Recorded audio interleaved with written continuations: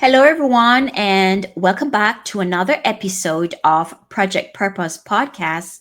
I'm your host, Sherelle, and on this podcast, we help ambitious women like you find clarity, gain confidence, and create the life she deserves. In today's episode, we're talking about building self leadership. Picture this: two people standing in front of a pile of bricks. One is ready to build a house, the other still figuring out how to hold a hammer. Okay, I know that might be a little far stretch, but that's what it's like when you try to build a business, a marriage, or a legacy with someone before you've learned to manage your own life. So today's conversation is all about self leadership because if you can't lead yourself, right? Financially, emotionally, and mentally, you'll struggle to lead with someone else. Whether that's in a romantic relationship, a business partnership, or even a community project. This is where a lot of dreams collapse. Not because people didn't care, but because the foundation wasn't there. So let's talk about how to build you first so you can build with others. Let's dive in.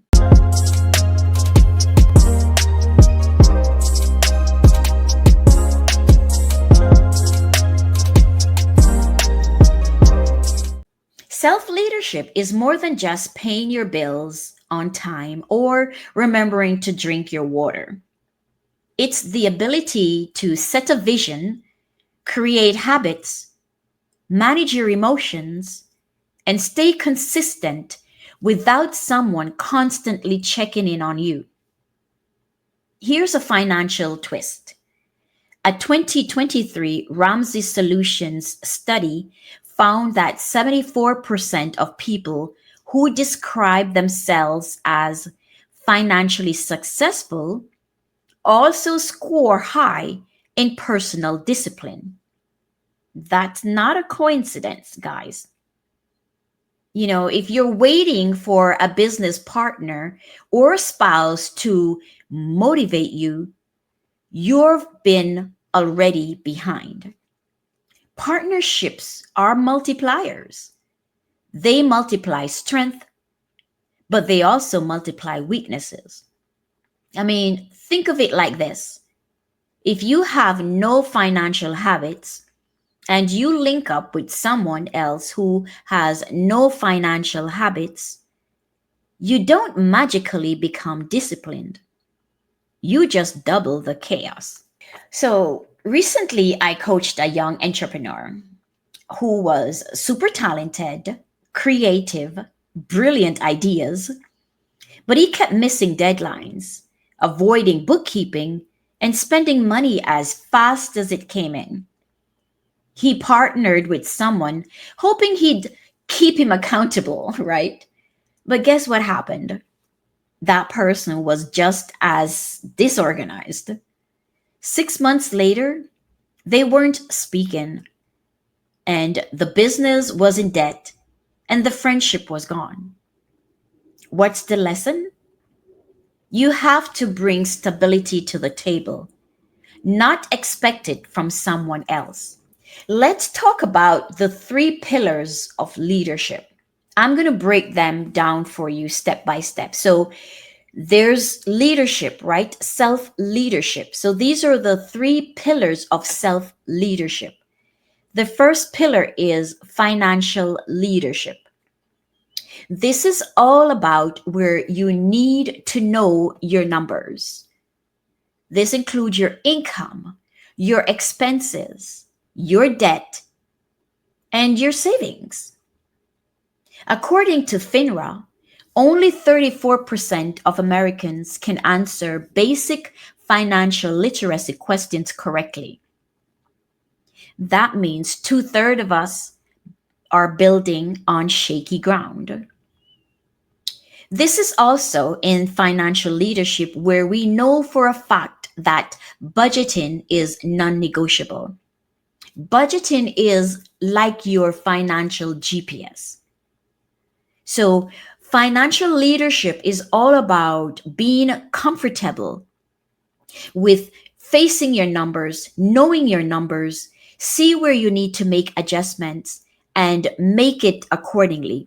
This is where you stick to a budget to stay on track, because without the budget, you understand that your money will be going anywhere it chooses as opposed to you dictating where your money goes. So that is the first pillar, that financial leadership. The second pillar is emotional leadership. This is all about where you master emotional intelligence. You can't lead and let your moods dictate things like your money or even your work ethics. So you have got to master managing stress without retail therapy. And you cannot ghost responsibilities when life gets overwhelming, right? In our business, our home based business, we often talk about being able to lead by example. And the life that you desire is on the other side of your comfort zone. So we often say you cannot build a financial empire with a minimum wage work ethic, which simply means you cannot just do things when you feel like doing it, right? You have got to know the future that you desire. And so you will do the thing that you need to do. You will do the things that is required to be done, regardless of the mood that you're in.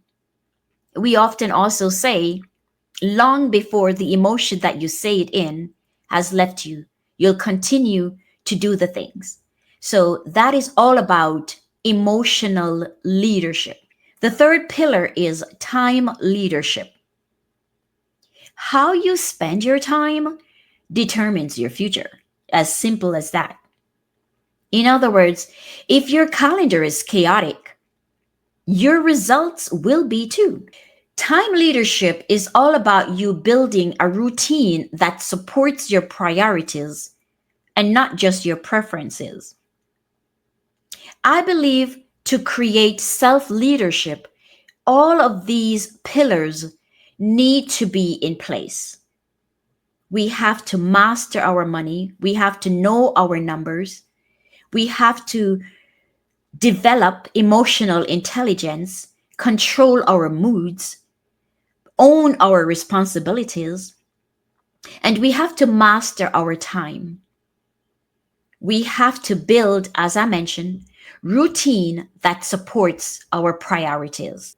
Now, how do we truly become a person that others can build with? The good news about all of this is that self leadership isn't a personality trait that you're born with, right? It's actually a skill that you develop. So here are three starting points to start developing your leadership, your self leadership, that is. Number one is to audit your life. We all know what the word audit is, right? We often hear this in businesses, right? The auditors are coming, and we all know what that means. They are ready to look to make sure that the numbers are in place, the business is running properly. Another audit that we are often very concerned about is when we're being audited by the IRS. Oftentimes, this involves our finances, and they're truly looking to see if what we say is legit or if there's some things that are out of place. So, just like the IRS or the business, we need to learn how to audit our lives. What does that look like? We all know when the areas are good, that's great. So you first look at what's good, you celebrate it a little bit, and you move on. We truly want to focus on the areas that are disorganized. Is it in your money? Is it in your health? Is it in your time? Or is it in your relationships? The idea behind auditing your life is to find the area that's disorganized. It could be one, it could be more than one, and we start improving them one by one. What does that simply look like? Well, for example, with the money, we may be great at our health, right? We may spend hours in the gym, we know the right food to eat, and we are very active with our social life. However, the money is a problem, right? There's no money in the bank. That means we need to figure out ways to make money. That's one audit, right? It's disorganized. You're one month you have money, the next month you don't. What's going on? The whole idea of building sustainable wealth is to figure out ways to have ongoing multiple streams of income. What about your health? You might have the money, right? You might be making amazing money and you're super career driven and very ambitious, but your health is suffering. You don't exercise and you eat junk food all the time. You're losing your health. But when you're auditing your life, health is a part of your wealth. So you need to figure out a way to find the balance. The same thing goes for time. You might know that it's very important to be healthy and live a healthy lifestyle. And you know that it's equally important to make money. So you might be doing your best to do both. And eventually you might get stressed because somehow you're not managing the time between making money and staying healthy. And finally, there could be relationships. You could be great with all three of the first one that we just talked about: the money, the health, the time, but you suck at relationships, right?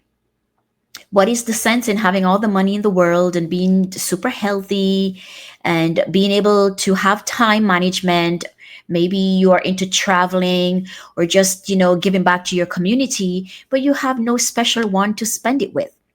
It's important to build relationships, and relationships is not just between a man and a woman. It's, relationships with your family members, your parents, your children, relationships in your community, how with your siblings, how are you nurturing that relationship? So all areas are important, and this is a part of auditing your life to see which area is disorganized and to improve it.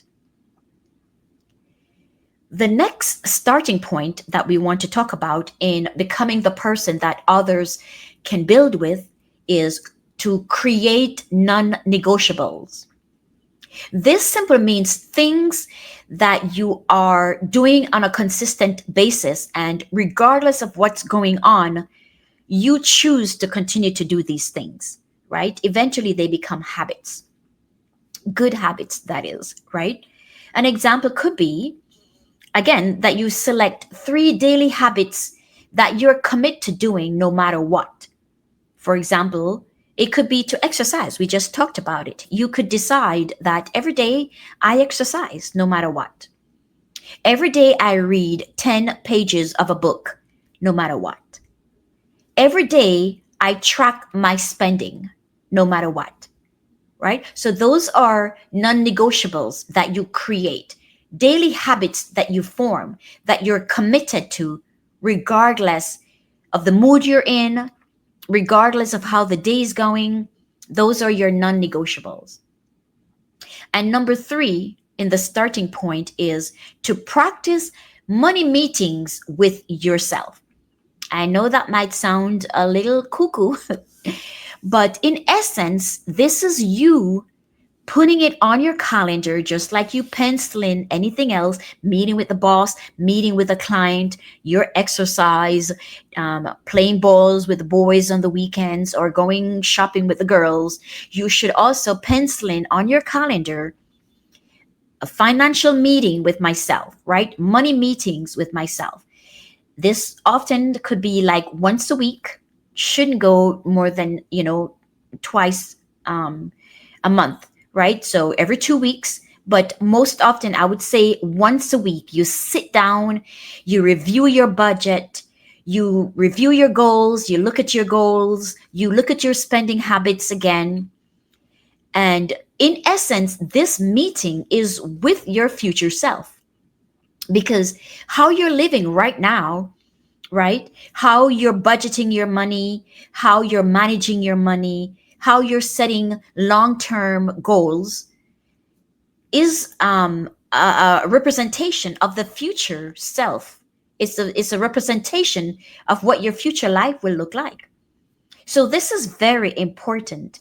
And it is all about a part of becoming that person that others can build with, right? Becoming that, self leadership person. When you show up and when you show that you can handle your own commitments, people will trust you with other shared commitments. Here's another statistics that I want to share with you, and it's worth remembering. Harvard Business Review reports that high self management individuals are 3 times more likely to be offered leadership opportunities. This is both in businesses and in life. So keep that in mind. Now, self leadership is work. You have got to put in the work. There is nothing glamorous about self leadership, right? It's not going to get you 1,000 likes on Instagram overnight. But what it does is that it will make you the kind of person that people want to build with, trust with their vision, and follow into big opportunities. So I know that I'm personally working on self leadership, right? Becoming a better person, developing yourself, leading yourself. And I strongly encourage you to start looking into the idea to do the same for yourself.